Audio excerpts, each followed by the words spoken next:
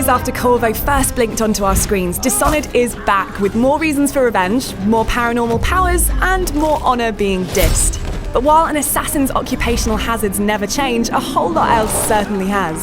To bring you up to speed on the next chapter in the Empire of the Isles' history, here's everything you need to know about Dishonored 2. The original Dishonored had two endings, depending on your playstyle, leaving the city of Dunwall in ruins or squinting in the sunlight of a golden age. Developer Arcane Studios opted for the low chaos conclusion as Dishonored's canonical ending, and the sequel sets off from there. In that conclusion, bodyguard turned supernatural cutthroat Corvo saves royal orphan Emily's life, who coincidentally is heavily implied to be his daughter. She ascends the throne as the new Empress, and Corvo spares the life of Dowd, the man who killed Empress Jessamine.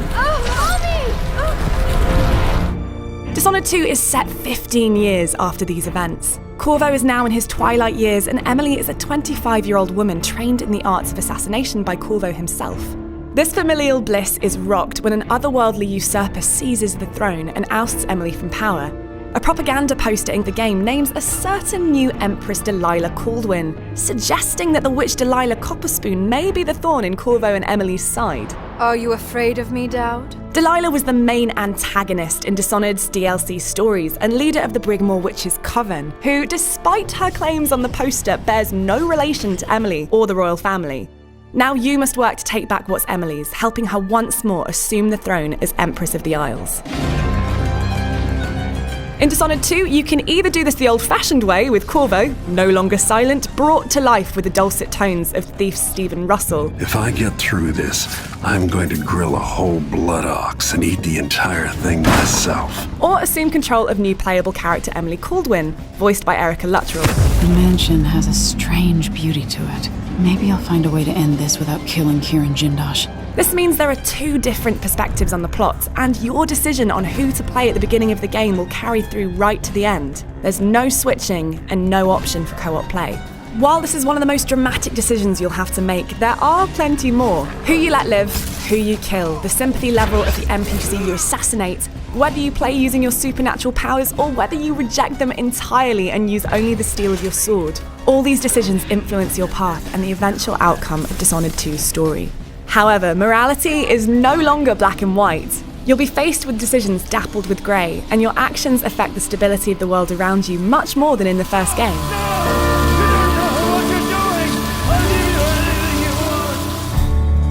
Speaking of which, that world has changed. Corvo and Emily's flight from Dunwall takes them to the city of Karnaca, a dazzling coastal city that holds the key to restoring Emily to power.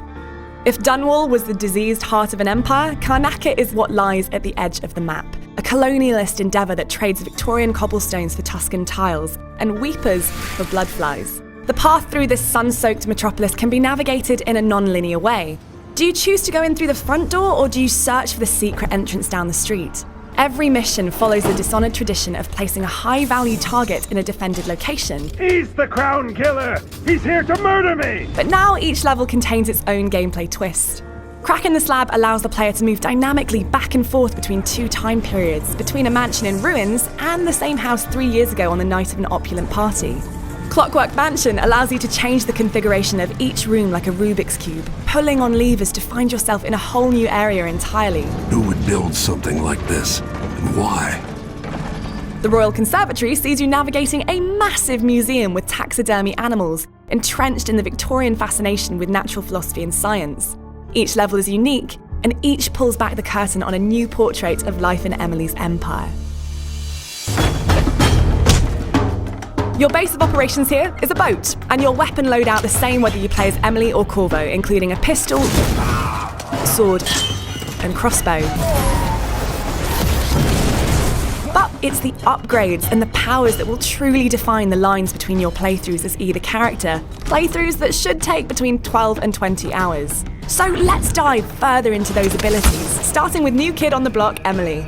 Her supernatural powers are slinky, sharp, and suited to stealthy sweeps of enemy-packed locations.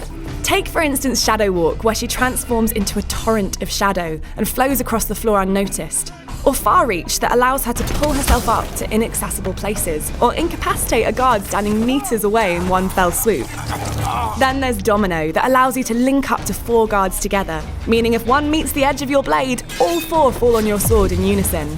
Stealth options have been dramatically expanded to keep them on par with lethal powers, so in Doppelganger you can create a clone of yourself that can cause a distraction and free you to escape or incapacitate guards confused in the fray.